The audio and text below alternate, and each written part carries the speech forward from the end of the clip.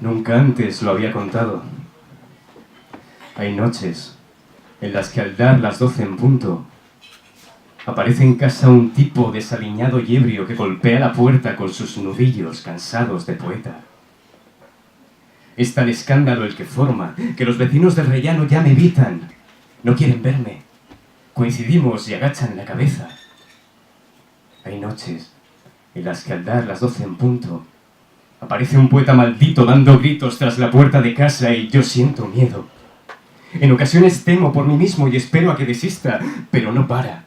Nada lo para. Hasta que finalmente le abro, o me abro a él, que es lo que busca y lo que me pierde. Me ofrece birra mustia de botella. Le tomo un trago y nos sentamos.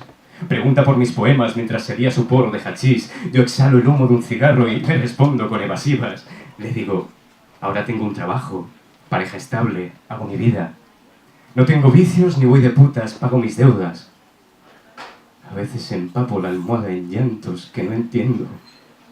Le digo que pinté hace poco las paredes del salón, que cambié las bombillas por unas de bajo consumo y que tapé con un espejo la ventana del recibidor.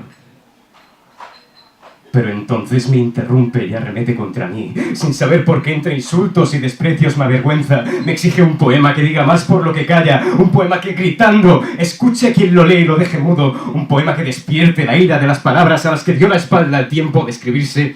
Un poema que respire, que sangre y folle por sí solo, que ponga en peligro a la poesía, a los poetas. Un poema invicto al paso del tiempo y mi existencia. Un poema que se meta como una larva por los sentidos, que no adolezca de complejos, de miedos ni fobias, que haga su hábitat en el cuerpo de quien lo lee, que sea su carne. Un poema que perturbe y remueva las conciencias. Una vil crisálida que incubes, que dormite en tus entrañas, te consuma, que te provoque fiebres, carcajadas, orgasmos, que te corras en el metro por la calle al recordarlo. Un poema que sea tu pasado, tu presente, tu futuro y te convierta en cómplice furtivo, en primer culpable de esa paz buscada por gobiernos terroristas. Un poema que te induzca al suicidio o a renacer y se transforme, pasado un tiempo, en un par de alas de papel cosidas a tu espalda. Con todo y pese a tu fracaso, me dice, a veces es mejor rendirse a la felicidad que luchar hasta el suicidio contra la tristeza. Y con tan solo 4 palabras, derrumba mi conciencia hecha pedazos. Imagino que serás feliz. Y se levanta del sofá y camino del portal me mira y rompe a reír. Te falta poco, dice, para destapiar estas ventanas, plantar cara a tu horizonte y romper con los espejos que te acosan día a día reflejándola. Te falta poco.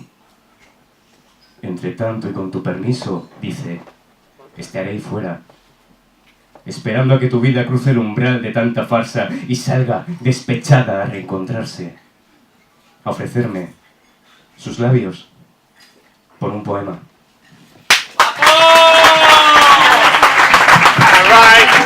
Muy bien.